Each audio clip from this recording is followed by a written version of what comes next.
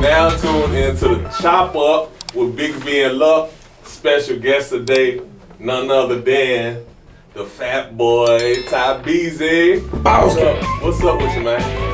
Shit, feeling good on this piece of rock and roll. Like, you know, you seen sure, special request. We had to introduce the people to your music before we even said anything on the mic, man. So I appreciate that. It's good to have you up in here, man. It's good to be here. It's good to be here. For sure, but for the most part, man, what you got going on right now? Before we get deep into this interview, what you got going on?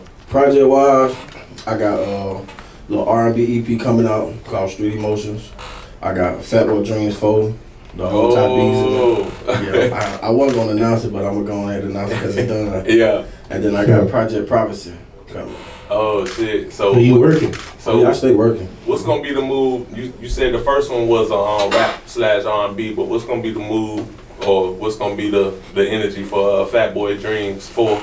I'm gonna be by myself. And then the other one, the other project, what you say? I'm gonna be by myself. You gonna be by yourself? Okay.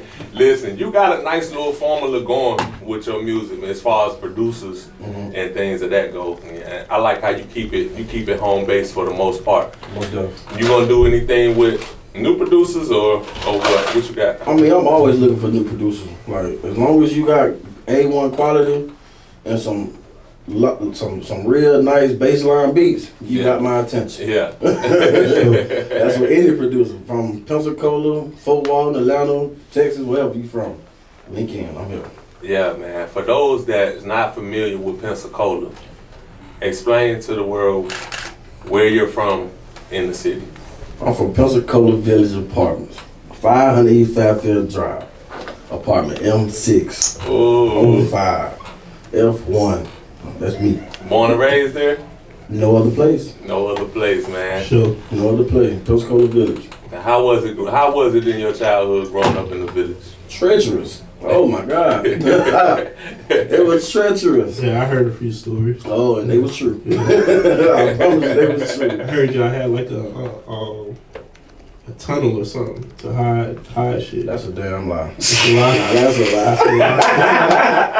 Nah, that's a lie. I wish we did. Shit, want too many people in prison. But no, Or a water sewage thing, something like that. No, that's a lie. That's a lie. Yeah, that's a lie. They lie like a damn. Damn, we that treacherous. Hey, listen, man. Me coming from so I was born in DC and I ain't moved to North Carolina till I was 9. Mm-hmm. But in DC, the projects I was from is called Woodland Terrace, and on the south side of DC. When I came down here and I saw two projects that reminded me of up there, and that was Truman Arms In the village. and the Village. When I seen the Village, I was like, damn, that shit look like big city projects right there. You know what I'm saying? Mm-hmm. That's how it is too, though. Like, anytime somebody come down here for their first time, the first day they gonna see is Pensacola Village. Yeah.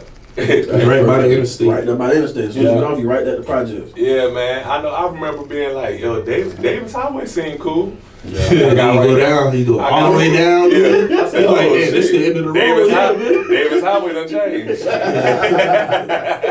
For real, I'm talking about, boy, look here, I'm talking about, we done went through hell like that, boy. Yeah, man. Sure. Just me getting down here, getting familiar with the city. I came down here and I had braids, and so somebody ended up linking me up with a girl who do hair right across the street from the village. So I used to just be going over there, going to a shop, getting my hair done, just watching. Like, damn, that's some big ass projects. Like, Man, most definitely. You never came out here with the church chicken that was across the street from the village?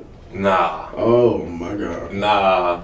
I can't believe they gone because I can't see how they would lose money at all. As you see, they had no reason for them to even move it. Like, Right. it's And ain't still nothing really there over there. ain't nothing but space, so they could have kept it right there. And would have made money all day. Man, that thing used to be jumping. I'm talking about. Yeah. Oh my God. They should have called that Pensacola Village shit. Boy, we was there every day, faithfully. Yeah, man. Walk across the street as jits.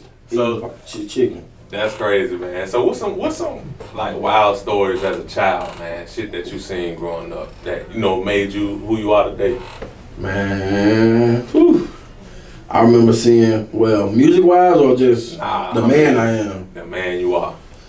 Man, look here, I'm talking about, well, let me see. I remember one time we were just walking through the village and we had seen 3 dudes just walking through the village. But you could tell how their mentality was or how their attitude was. They felt like they was that. Mm-hmm. So like we walking through the middle of the village, just chilling, smoking a cigarette. I don't even supposed to be smoking a cigarette. I'm 13, 14 years old, smoking a cigarette. And we just walking through and all you hear, Yeah. Them same 3 dudes was running through the other side of the village, stripped butt naked. Damn. Stripped butt naked. So then the big homies who stripped them, they come through the cut. They're like, y'all move. We get out the way, they get to shooting at them, boy. Man, I'm talking about scared. Boy, when I heard them pow, yeah. I got down. Play with it. Y'all is not finna mistakenly shoot me. Yeah, man. Yeah. Man, I'm talking about scared as I don't know what, bro. And then like another time where we was playing football in the streets and the police came out there telling us we can't play football in the streets in the project. Yeah. All of a sudden you see a brick come out there and hit the police in the forehead. Damn, did he survive? Yeah, he survived, but he fucked up. I was about to say, because a lot of all the brick stories that came up in my hood, it wasn't a lot of survivors. Man, boy, look, I'm talking about the bluest light, the cow jumped over the moon. All you see was the bricks hit him. When he hit him, everybody took off. You know that whoever threw that bitch played baseball. Had to. In the outfield. Had to. I bet he called for backup. Yeah, he tried to. I was about to say, he was so dizzy. Yeah, he was so dizzy he couldn't. All he could do was just lay there for like 10 minutes. Yeah, man. He just laid there for like 10 minutes. He tried to sit up, he couldn't sit up, he just laid there. Ooh. Damn. And he had his gun in his hand. What goes up must comes down. It come down. That brick came down. That brick most definitely came down. Yeah, man. But your community seemed really, really tight knit though, man. I mean, just break that down. Like, you be taking note of the events that be going on. In the project? In the projects. Well, me personally, me being the man I am, I try to be in everything that got something to do with the project, simply because that's where I grew up at. From children parties, I do children parties on my own. You know what I'm saying? Just to make sure the kids had something to do. Yeah. It had been times I'd ask people, you know, hey, let's go have on this and that. It never happened. Yeah. So I do it by myself, out of my own pocket. You know what I'm saying? Yeah. But I don't mind, simply because that's something I always wanted to do. Because growing up, we didn't have that. You know what I'm saying? It was a lot of niggas that had money, but they won't start nothing. What? Get out the way, I'm selling drugs. That's what it was. Yeah. That's just how they put it. You do in the way, move, you tripping, move. Yeah. Man, but me personally, I love to do for the hood. Right. Because I love to make the hood happy. Yeah, you know what I'm saying? Because we never had that growing up. Yeah, even though, and I see you do it in a real humble way. You know what I'm saying? You know, it's a lot of people that do stuff and then just do it for the recognition and stuff like that. But I seen that wasn't the way you was moving. You doing things like getting vans, taking kids to certain places, and that's, break that down. Like, especially as an independent artist, no label. Break that down, how you got into that, and I got into that, to be honest with you, I got into that because at one point in time I couldn't see my own kids. You feel me? I ain't gonna put it out there, but I couldn't see my own kids, so I was missing my kids, you know what I'm saying? Yeah. So I was like, you know what, I just take the other kids, you know what I'm saying? Hopefully that'll make her want to say, oh, you can take everybody else's kids, but you can take your own kids. Yeah, I'll take them. Yeah. But it didn't work. Hey, I'll give you an A for effort on that shit. I tried. But I love to see the kids happy. Like right now to this day, the kids see me, hey, Ty Beezy, what's up? Mr. Ty Beezy. You gotta call me Mr. Ty Beezy. Hey, Ty Beezy. Embrace it, man. I love it though. That just really means you getting old and they look up to you. Yeah, they most definitely do. Like they be asking me, when is that time you gonna shoot a video? When is that time you gonna throw a party? Yeah. I'm gonna throw something for you need that jet energy. I ain't even gonna cap. In this music business, you need that jet energy around you, like, cause they gonna keep you on your toes, keep you fresh, and make your video even more lit, cause they just wanna be in it. Yeah, they is. Like mostly every video I shot in the village, I'd have some kids in it. Yeah. It's probably like one video I didn't have no kids in. That was that Know Me. Yeah. Simply because it was about you. You feel me? So I didn't have no kids in that one. I just had kids in all the other ones, from Get a Step, in my projects, all that. Yeah. So real quick, now we're gonna go I want you to talk about the beginning of your music career. What made you want to even start doing music? Well, I grew up in church. Yeah. You know, that's always gonna be the starter. I was singing lead and choir, couldn't sing a skip a beat. I couldn't do none of that. Yeah. But it like by me going to church and actually learning all the songs and really trying to sing, I taught myself how to sing. Yeah. So me getting into the music business, it was really my homeboys. Right. They can rap. I'm talking about rap like snapping hard. I can rap. I can sing though. I got you. Like y'all need a hook. I got you. Yeah. But I couldn't rap for nothing in the world. Right. I would sit down for days and write. I was like, I just said that enough. But I just said that not too. You're using the same lyrics. Yeah. But I was saying it in a different way, but I was using the same lyric. I'm like, man, I don't want, man, no, man, just let me know when you need a hook. I got you, I'll sing for you. Yeah, man. But one day I had, well, not one day, I messed around and got locked up. I had went to a program. And in programs, you ain't got nothing but time. So I taught myself how to write music. And I used to always sing to people in there, like that to help them get by. Yeah. Cause they be stressed out, man. Beezy, man, sing this song, bro. Hey, man, real quick, how old was you right there? 13. Okay. 13. Okay. Yeah, 13. Create my timeline. I was 13. And they, man, Beezy, sing it for me, man. What you know that this song and you know that Biggie and you know that, man, I got you. Man, I got you. You're like a walking karaoke. Yes, bro. I'm talking about people used to. I was fat back then too. I was slim, but I was fat. Yeah. Bro, I got a snack cake, bro. You just. Yeah, I got you. That's how I basically taught myself, like. Yeah. Doing songs for everybody else, writing songs for everybody else. And there been times where I write a song for you. I cannot write that same song for myself. Yeah. Hey, real quick, you want to shout them out? Who was the dudes that Shout out to my boy 4Al, yeah, Tallahassee. Yeah, man. My boy Bird from Tallahassee, and my boy Jacob from Jacksonville, man. Man, they the ones got you really into that rapping shit. That's love, man. They most definitely got me into it. So before then, at that time, was there somebody already rapping from Pensacola Village? Yeah. Oh yeah. Hell yeah. Yeah, the Village Boys. They called themselves the 22 Click. You had the Hog. Hog was out there. Yeah. The Hog was out there. Slater Mo. Yeah, I think that was it at the time. 22 Click, Hog, Slater Mo, and I'm gonna say Crash. My cousin Crash. Now Crash really, after I came home, that's who really like sat me down and was like, man, you gotta do this and this how you do this. When you start like this, you gotta end it like this. Or when you end it like this, you gotta start it like this. It gotta be a storyline. Yeah. That's why I really get my storyline telling from my cousin Crash. Like he literally sat down and roll up this Reggie. We finna get to it. Yeah. And we just write and write. And that man had me in a writing boot camp. Yeah. I can tell. I can tell because I actually been in the studio with you. And you see I write fast. And sing. And I was, like, I'm an artist myself and I was amazed. Like, shit, I gotta come and have my shit already wrote. Fucking with him, this man wrote this 5/16 in like 10 minutes. He's still right? I don't know how to freestyle. Yeah. I don't know how to freestyle. That's my weakness, freestyle. I would say one bar to you and laugh. And swear I just snapped. Like, you can't tell me I ain't snapped. Like, girl, remember that bar. Like, for real though. Man, so look, so you 13, you singing for motherfuckers want you to sing songs, this and that. And then you got the folks that you shouted out that got you really, really into rapping.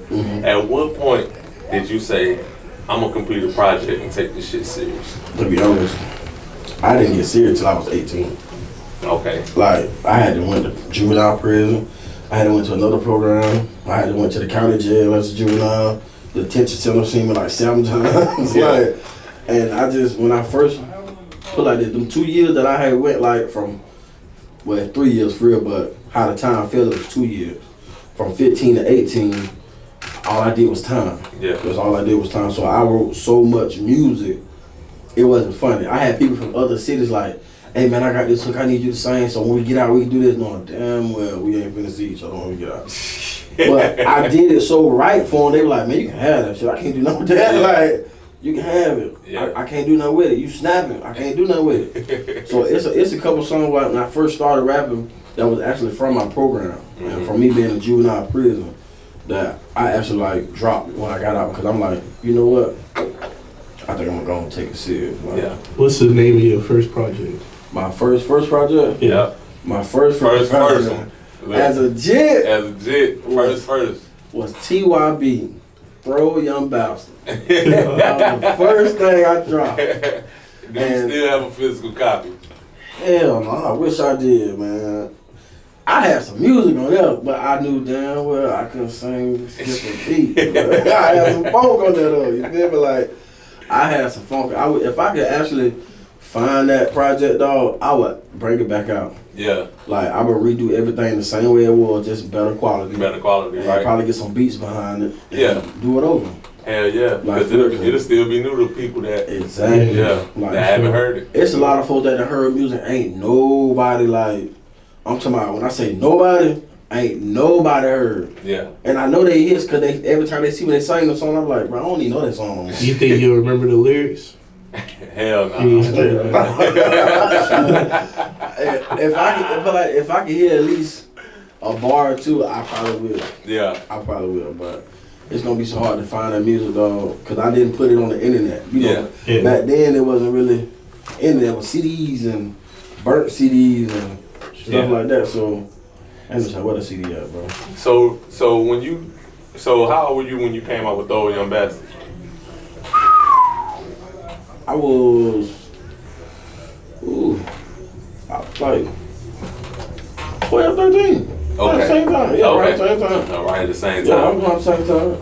Like everything really like fails back to back, bro. Like, but then from I'm gonna say 2004, maybe 5 to like 2008. Cause my first time going to jail, well, to the detention center was in 2007.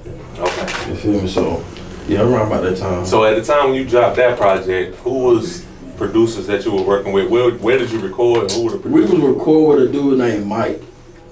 We was bullying that man for studio time. Like, he wanted to beat us so bad. Yeah. We weren't doing nothing. We was just terrorizing the village. Like, he wanted to beat us so bad. So we're like, we'll let you be in the game if you record our music. For real. So like, it'd be time. He was older than you, or? Yeah. He was older than the whole clique. He was older than the whole clique. But we like. He was producing. But the niggas his age, he wasn't cool with the niggas his age. No, so he it had to wasn't be because down he with was the so green young boys. and scary. Nobody want to hang with him. But he was a producer, or he was an engineer. He was an engineer. He had the equipment and shit. He had the equipment. That when we were working with Mixcrowd. We were working with Mixcrowd. And he used to record all our music. Wow. Then we went to putting everybody else in the studio. They went to taking over the studio. So now we got to bully y'all to get y'all out the studio. Like, man, Where y'all recorded at? we recorded in his house. His grandma had a daycare. Yeah, was running a daycare at her house. So we in the daycare recording music. Wow. Why the kids in there? You better move. We want to record. We finna record. That's wild. I swear. So before I jump, oh, you got a caller, man. You got Oh, a caller. really? Yeah, you got a caller, man. Hold on, let me answer that. You tuned in to WPMN Radio with the Chop Up with Big Ben Luck. Who we speaking with?